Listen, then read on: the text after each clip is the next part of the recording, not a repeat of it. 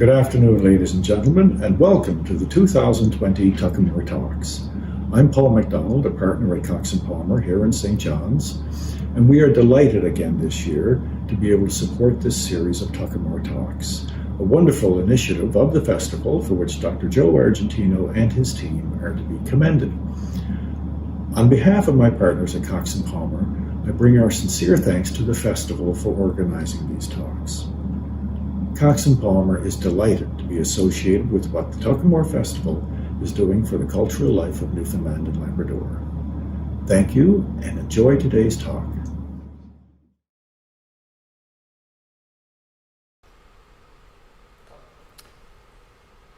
You're starting with the video? It's already done. You're welcome. Oh, thanks. I'd like to first of all say hello to everyone.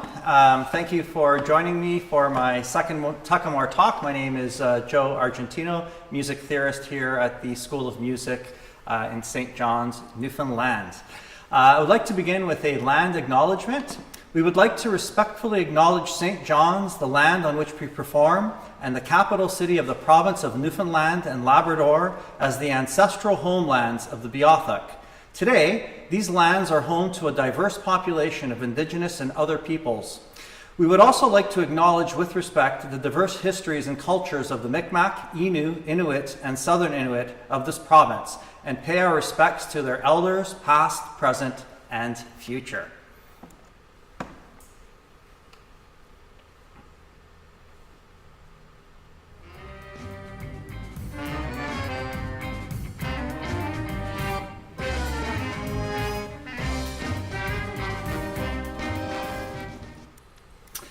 So today's talk will feature large-scale architectural design, and it includes our acrostic puzzles and music, and we will be looking at the music of J.S. Bach and Andrew Staniland.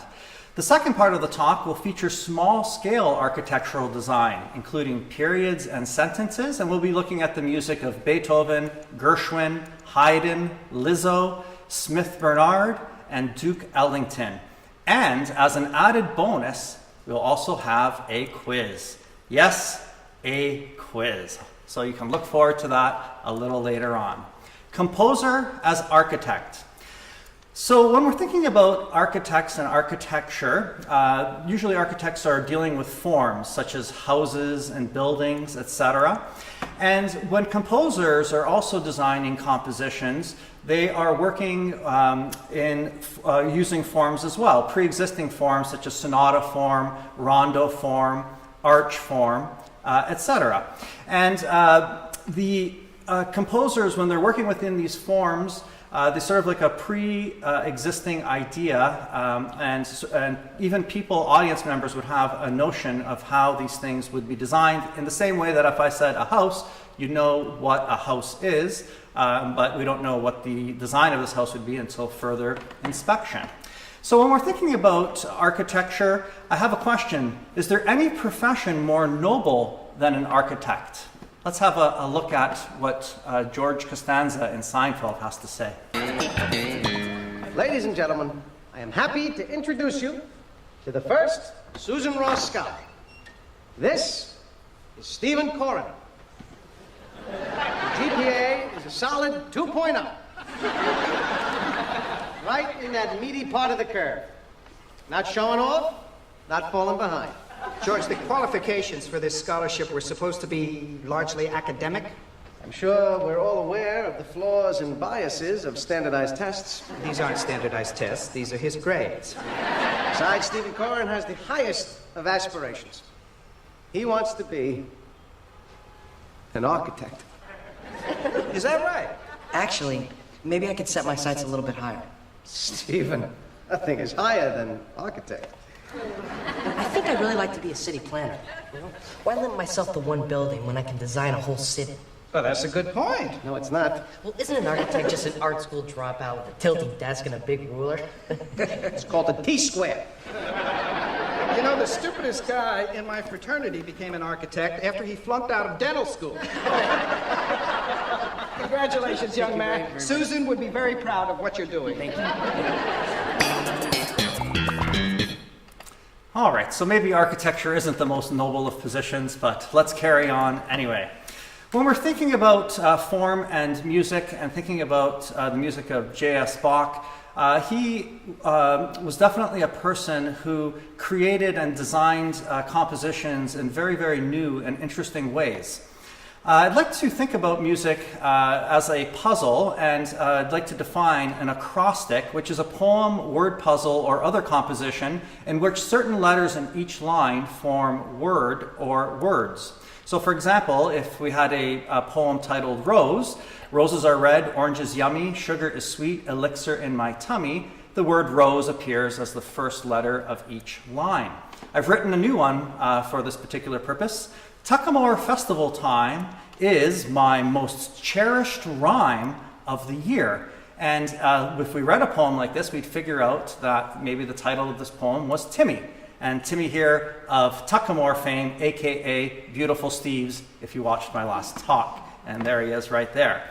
And now a shameless plug for our wonderful sponsors. Certified lawyers that do outstanding work. They are so smart. They even know that Xenakis is a composer, theorist, the most noble of professions, I believe, and architect. And architecture is what today's talk is about. So please enjoy all that is being lectured and mulled over today. Excellent acrostic, Ricardo. Cox and Palmer even know my middle name, Ricardo. All right, so acrostic and the music of J.S. Bach is Cantata 140. Bach incorporates the following building blocks for the large-scale design of the first movement. He uses a pre-existing melody as the pre-existing chorale melody that functions like a musical acrostic, and the form of the existing melody that Bach borrows is blended with something called the ritornello principle.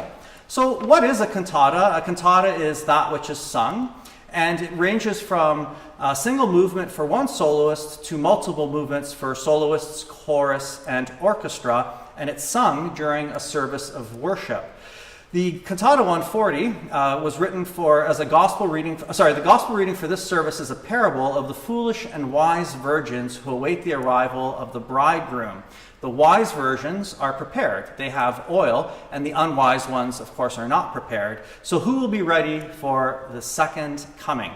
Wachet auf, Awake, A Voice Calls to Us, was written for the 27th Sunday after Trinity in 1731. It contains 7 movements, and we're going to be focusing on the first movement, the chorus, and the last movement, the chorale. So the chorus features an acrostic melody. The way the chorale melody is derived is comparable to the acrostic poem, Timmy. In the poem, each highlighted letter from the word Timmy is part of a series of letters or words. In the music, these highlighted letters are analogous to pitches that are part of a series of notes. The highlighted pitches from the chorus form the pre-existing melody of the chorale.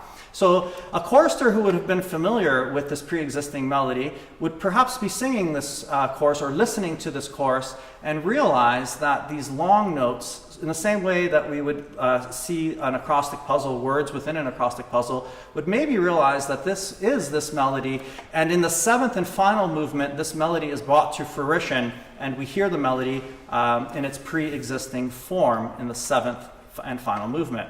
So the chorale that is, or the original melody that Bach bases this, the 1st and 7th movements on, has a form of AAB, where each alpha letter A represents a section of music, so the A is repeated, and then a new contrasting section, a B section. This is sometimes referred to as bar form. So the opening phrase is sung twice, and it's followed by a contrasting B section, and this is also known as song form. So here's the chorale. The original melody is in the top voice, and the words are from the last stanza. I'm going to see if I can get a laser pointer here, just a second, see if this works. Oh, here we go. So let's listen to this, and I'll highlight the melody in the top voice. Oh, sorry, here's the A section, repeated. So this is sung twice. This is a repeated sign in the music. And then the B section is from here to the very, very end. So let's have a listen.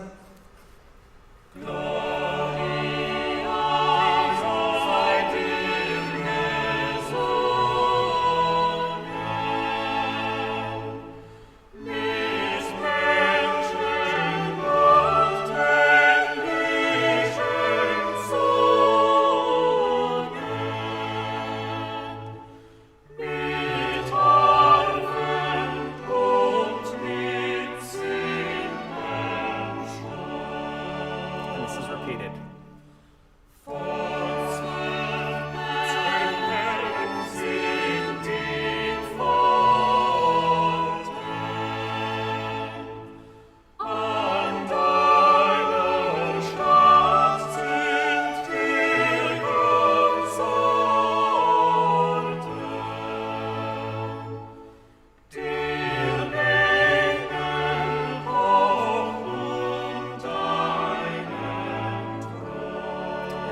Contrasting B section.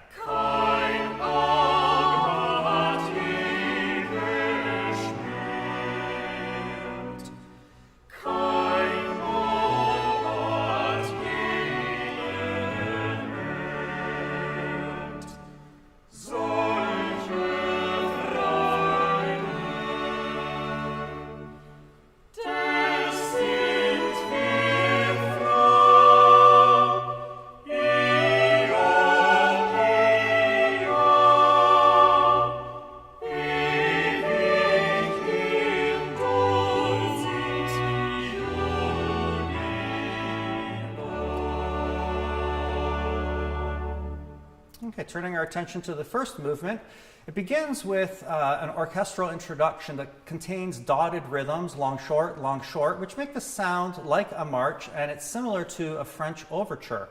The upper voice throughout this whole first movement has that chorale melody that we just listened to, that I was pointing out, the top notes, all the way through. So these really, really high, beautiful notes. And interweaved, we have elaborate lines of counterpoint weaved with the lower voices and the orchestra.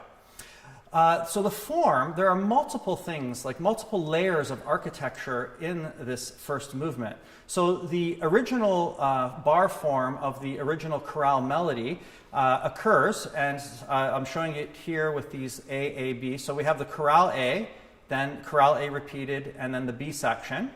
And then mixed with this, we have this ritornello principle. So we have the introduction of the orchestra, then we have the A section, then we have the return of that material, which is called a ritornello, then the A section, then the ritornello again, then a B section, and then the ritornello once more.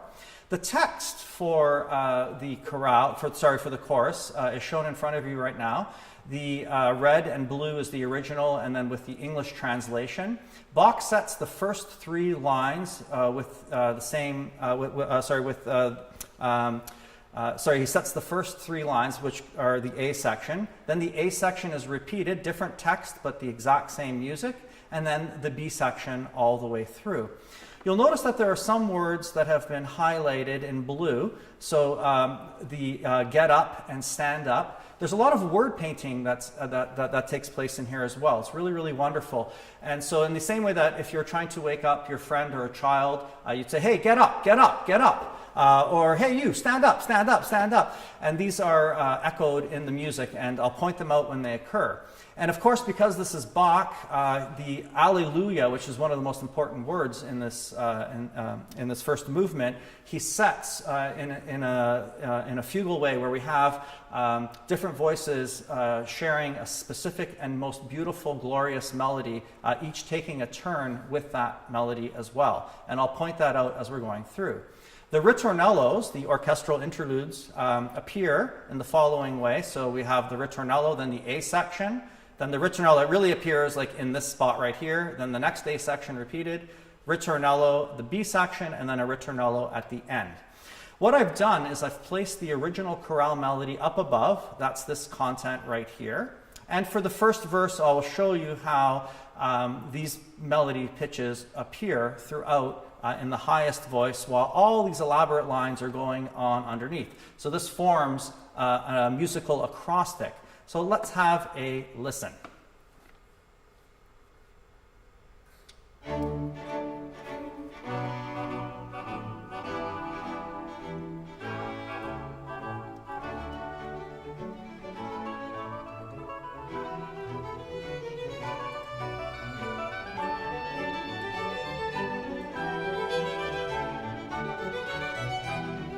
So this is the orchestral introduction.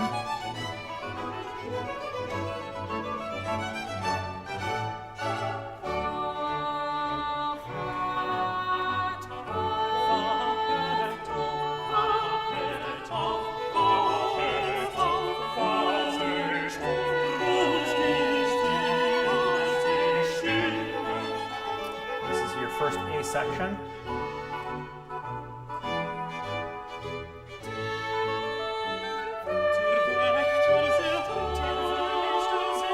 This word translated as high, the highest note of the melody.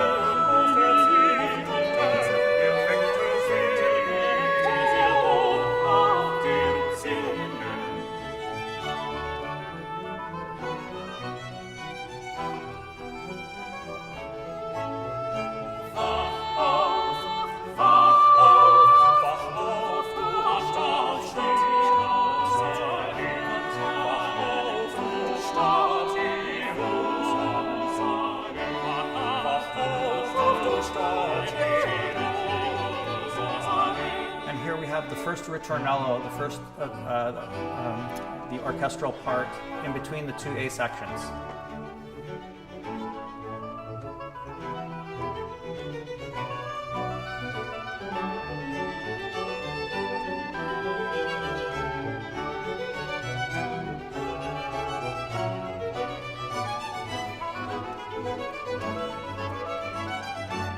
And now the A section repeated again. New text.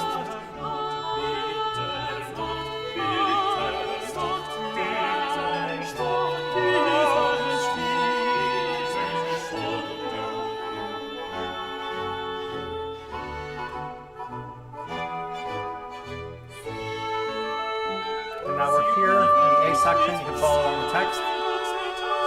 Clear is the high bass.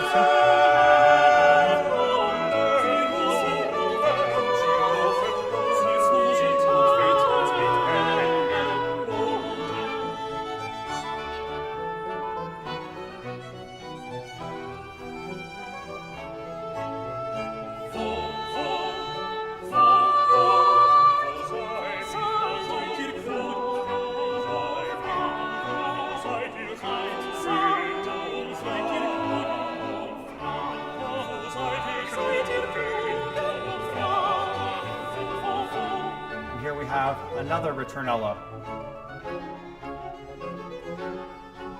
And listen for the word painting, the get up, get up, get up.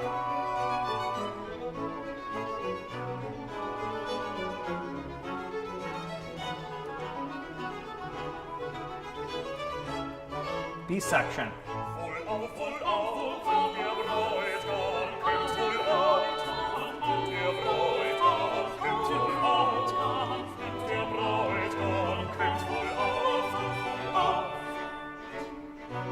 Now the stand up.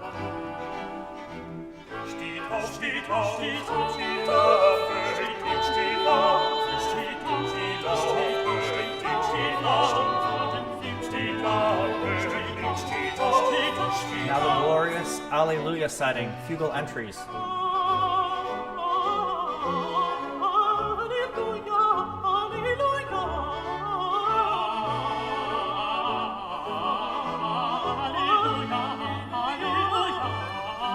Bass entry. And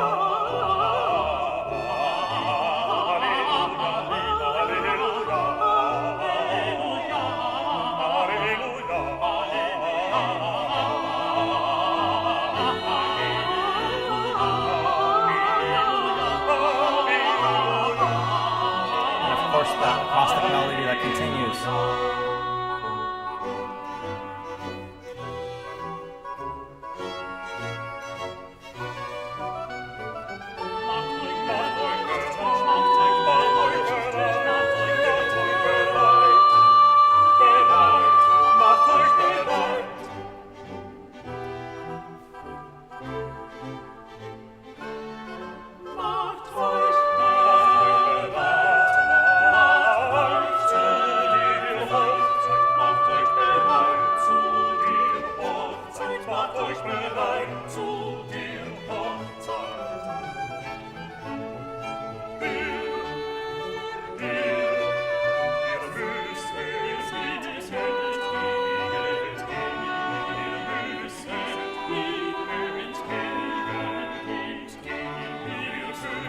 And now the final ritornello.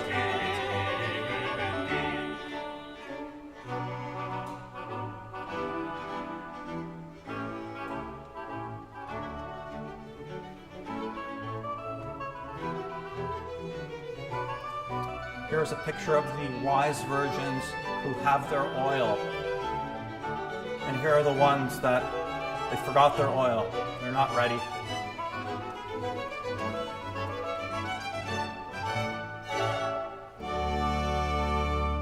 So if we think about Bach here as an architect, he's designed something akin to a glorious Ferrari with all of these different elements strung together for this one beautiful, beautiful movement. I'd like to turn our attention now to Anders Standeland and start with some selected press reviews for Anders Standeland. Anders Standeland is one of my colleagues here at the School of Music at Memorial University, and let's see what some critics have said about his work. Anders Standeland is among the heirs of the best Canadian electro-acoustic music. He is a composer particularly stimulated by developments of the old classical composition, as well as by the new doctrines of electronics. He is a supporter of the interaction with the instruments, and this monographic collection from Naxos, which is a recording that they're reviewing, is the best thing that you can hear from this Canadian composer and his research. Well, I would argue with that because there actually are a lot of other things that we could also listen to that are very, very important that he's written. Anders Standeland's score, his ballet that we're going to be looking at today, is full of brawn and energy, the Globe and Mail. Standeland's composition Phi, once again the ballet that we're looking today, is more eloquent in conveying the cold beauty of numbers and stars. So this kind of begs to, what do I think of Anders Standeland's music? Well, before I answer this question, I would like to share a short video that was captured by some spy camera when we had this particular interaction.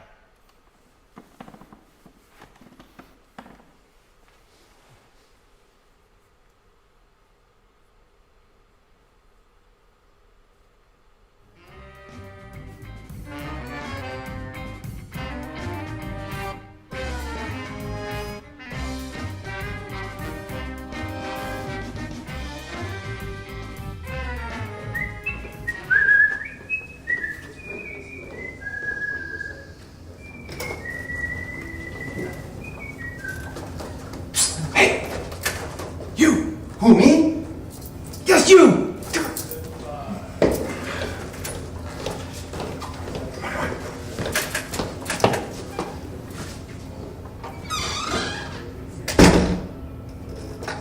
What's up, Standeland? Listen here, Argentino. I hear you got a big talk coming up for Tuckamore. That's right. I want you to say good things about me, and I want you to say good things about my music. What's in it for me? What's it going to take? Gonna need a bit more than that. Gonna buy me. Does this grab you? You got a deal. See us, Standeland.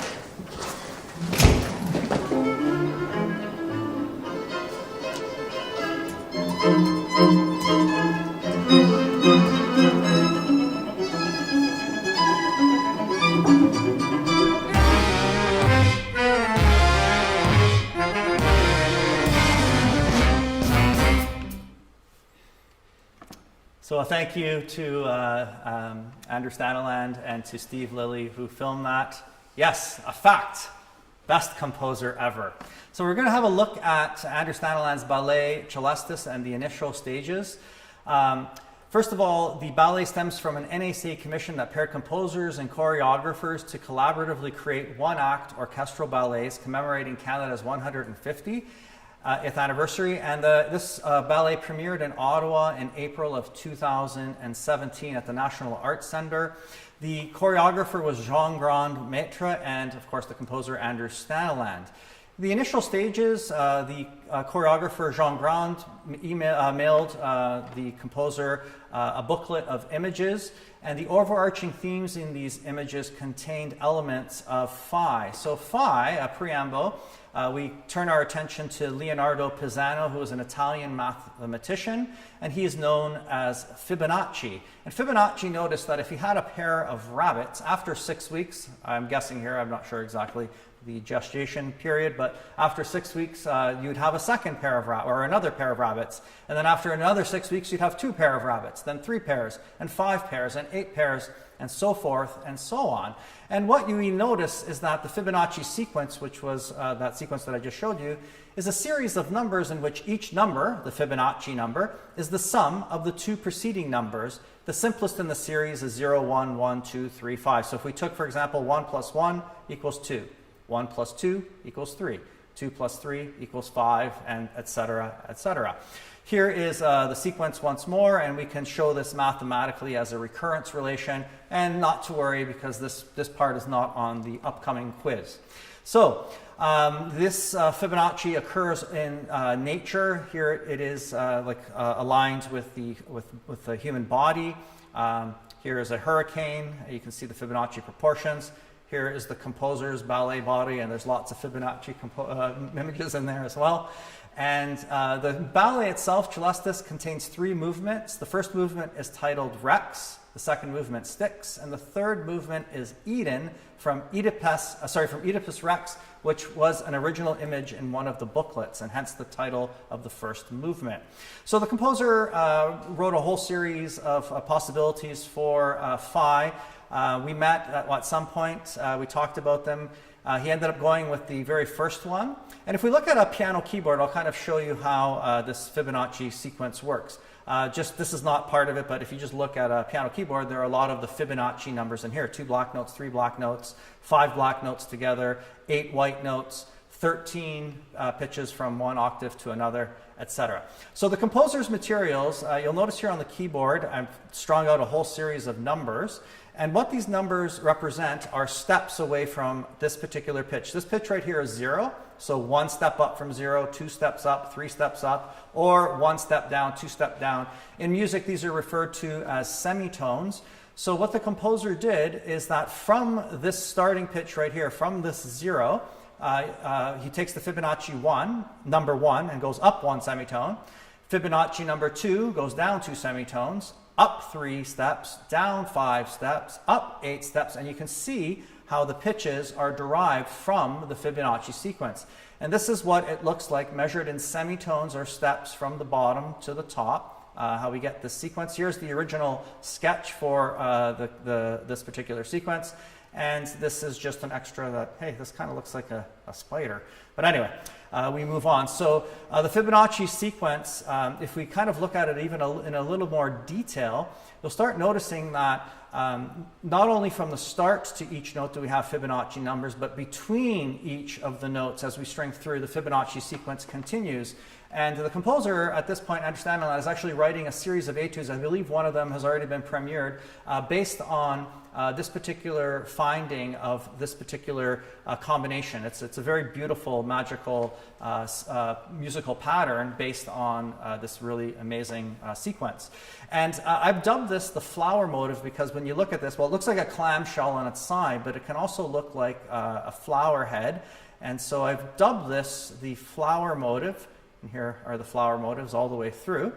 So in the same way that Bach had that acrostic melody across the entire beginning, and then in the 7th movement we hear that acrostic melody complete in its most compact form, in Celestis, in the first movement, we hear this flower motive over the first 130 measures or so, and afterwards, after it is completed, we hear the melody in its full entirety as a melodic unit.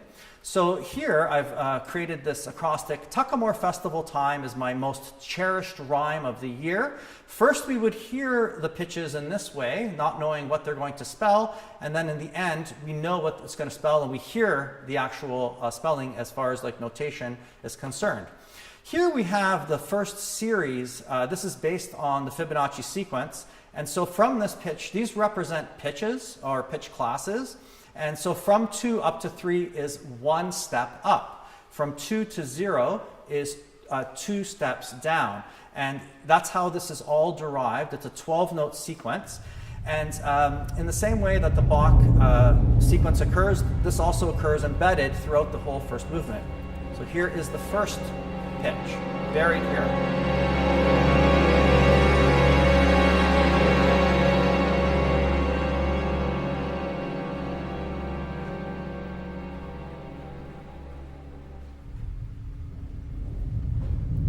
next pitch in the sequence. And when we carry on through the score at measure 31, and these are high notes and low notes, we get the next pitch of the sequence, high note, low note, next pitch of the sequence, measure 52, and so forth and so on. And we're just going to hear the climactic area here starting now.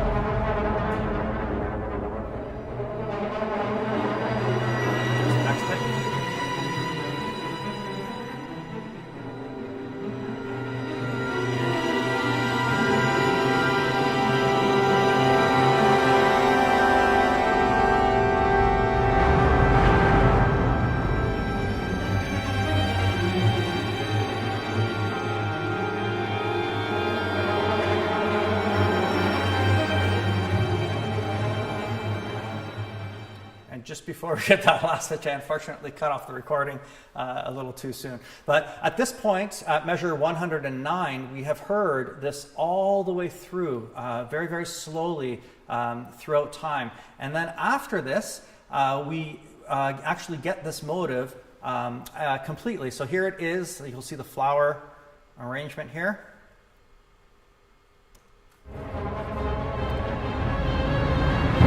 Here we go.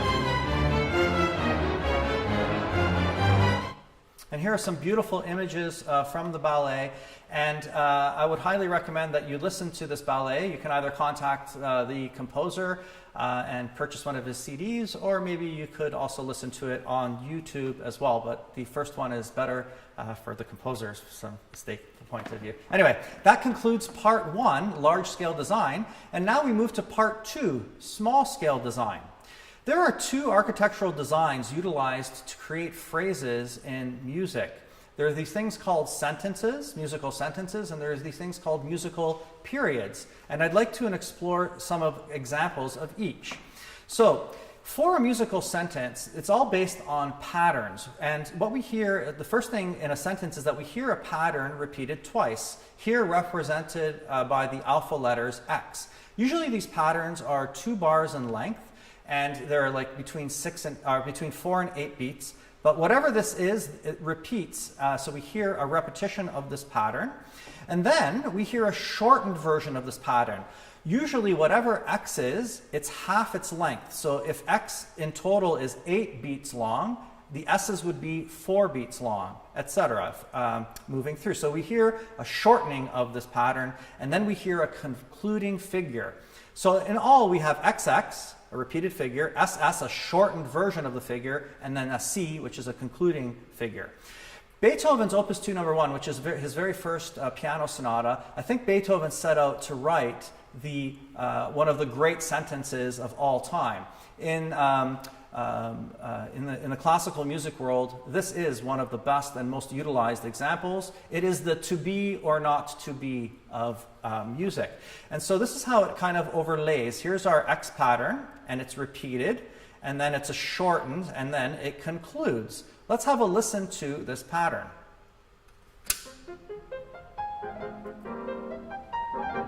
Shortened, shortened, concluding. Listen to that one more time, and I won't speak this time. Oops.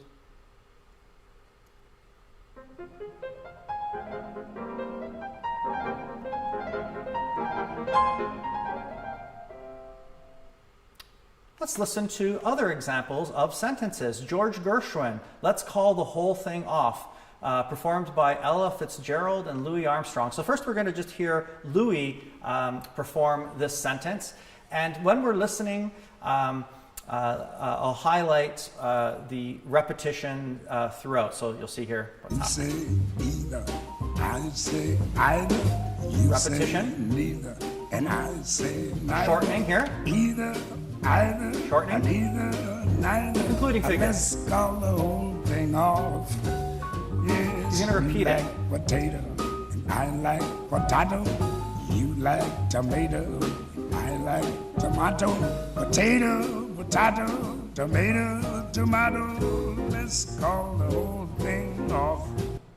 All right, and let's listen to Ella sing the exact same thing. There is a funny story about this, you say potato, I say potato, of someone auditioning and saying, you say potato, I say potato, you say tomato, you say some sort of urban myth. I don't know if it ever really happened, but it's kind of funny, I guess, but I'm not so certain.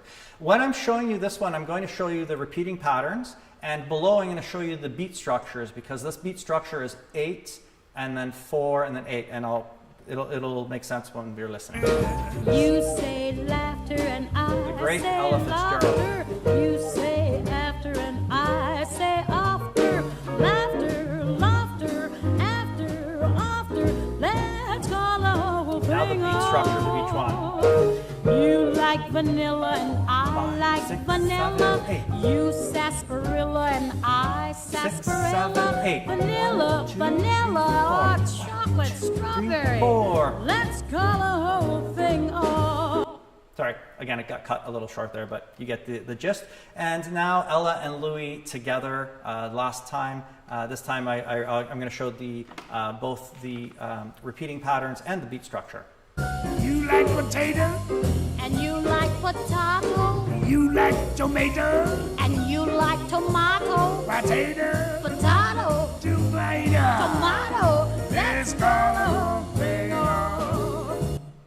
And I've made an observation that a musical sentence is very, very, very similar to a limerick.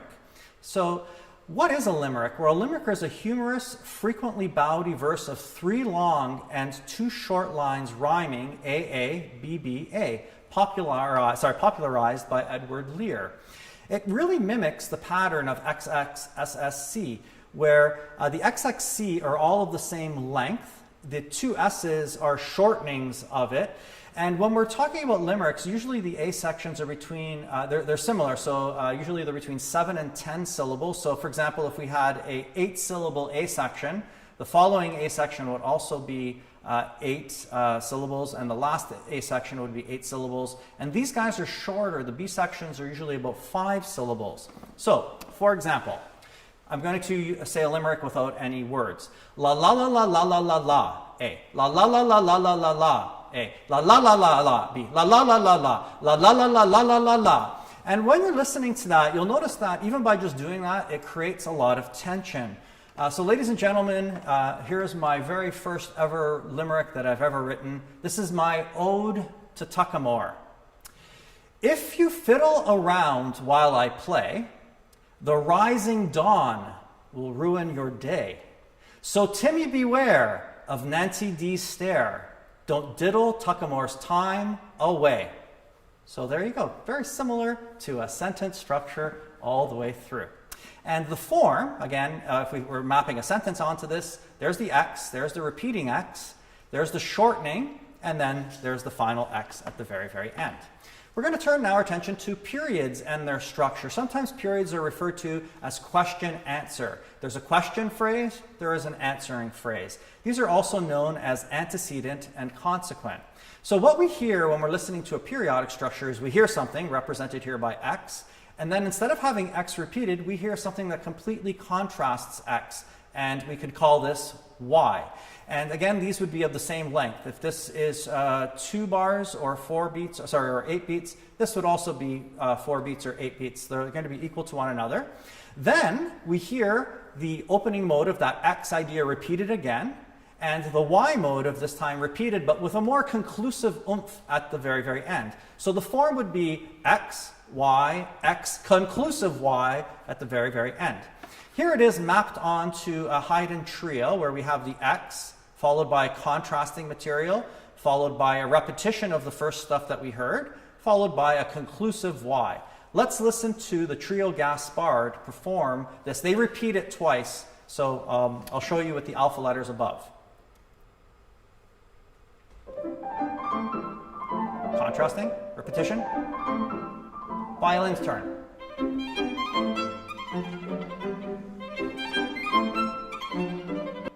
Okay, let's listen to another periodic structure, Haydn's piano trio in E flat, the Lawson trio.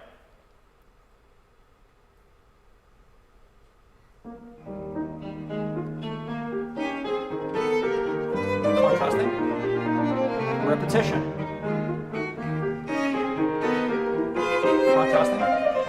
going to hear it again.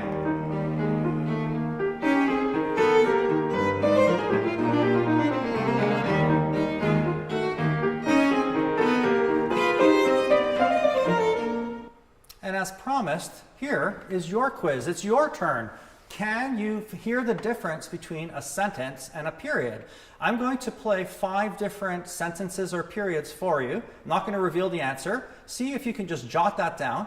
If you're brave, you can type your responses into what's that box called? The chat box on the side there, and see how you do. You can maybe lay out your score. Did you get 0 out of 5, 1 out of 5, etc. So let's have a listen.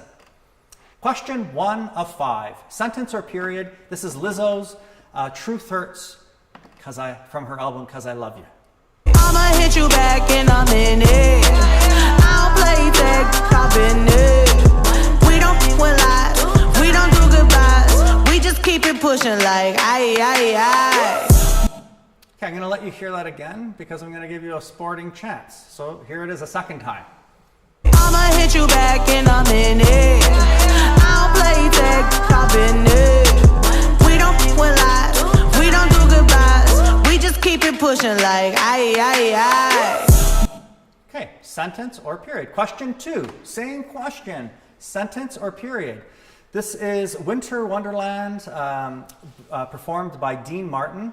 And the don't start, you're going to hear this twice, but don't start trying to plug in your X's or your Y's until Dean Martin starts to sing.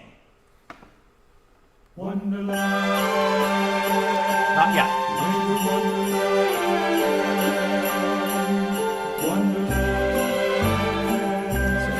Sleigh bells ring, are you listening? In the lane, snow's glistening. A beautiful sight, oh, we're happy tonight.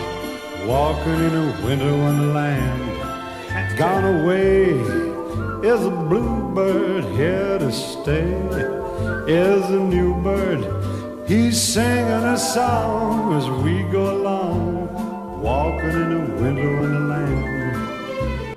So, sentence or period. Question 3, Beethoven's Piano Sonata number 2 in A major is the 3rd movement. Daniel Barenboim. You're going to hear this twice as well.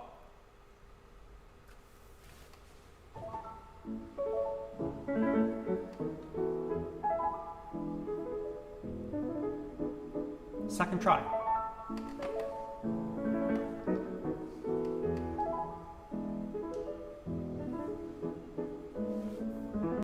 Okay, so sentence or period for question number 3. Question number 4. Here we have Duke Ellington, Satin Doll. Don't start until you hear the saxes. You're going to hear it twice.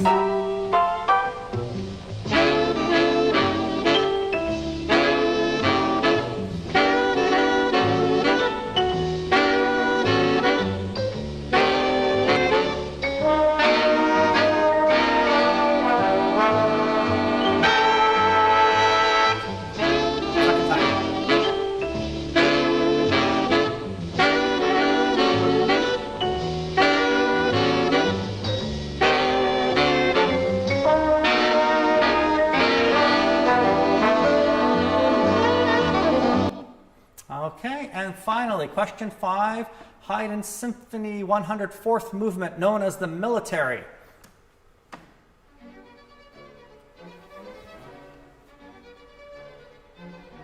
Second try.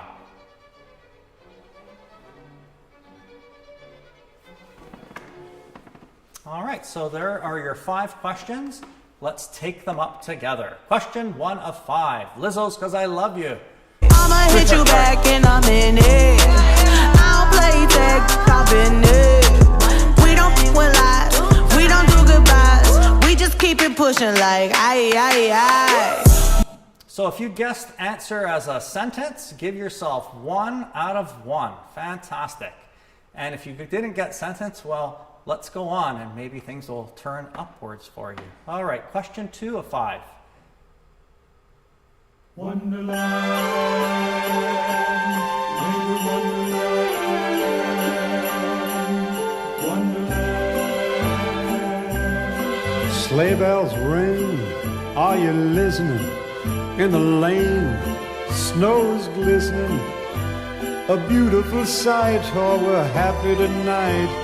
Walking in a winter wonderland. Gone away is a bluebird, here to stay is a new bird. He's singing a song as we go along. Walking in a winter wonderland. And by the way, my XXS's there and C's, so it looks like a lot of Christmas, Xmas, C. Hey, I don't know. That wasn't designed on purpose, or was it? Answer to question number 2 is sentence. So if you got sentence, you are really doing well. Question 3.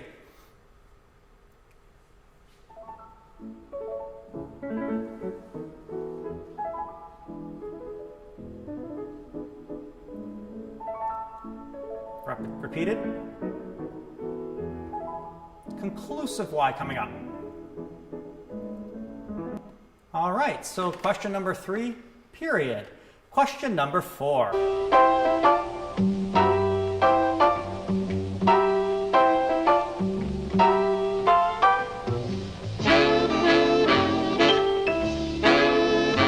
Repetition. Shortening. S that moves into conclusive figure.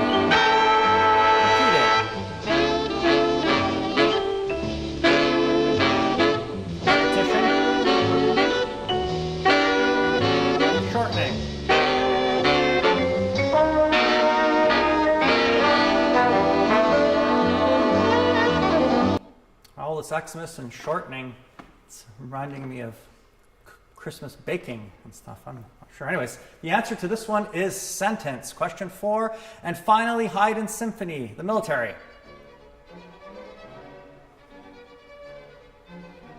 Repeated.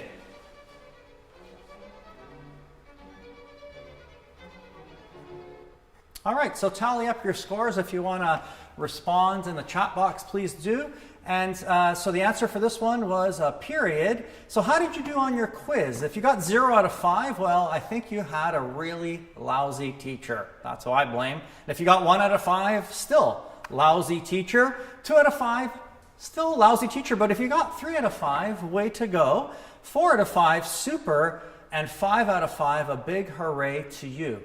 Thank you so much for listening. I'd like to again thank our sponsors, Cox and Palmer. I'd also like to thank the School of Music as well. And of course, a big thank you to the Tuckamore Festival, everyone behind the scenes, and those in the scenes as well. So thank you to everyone.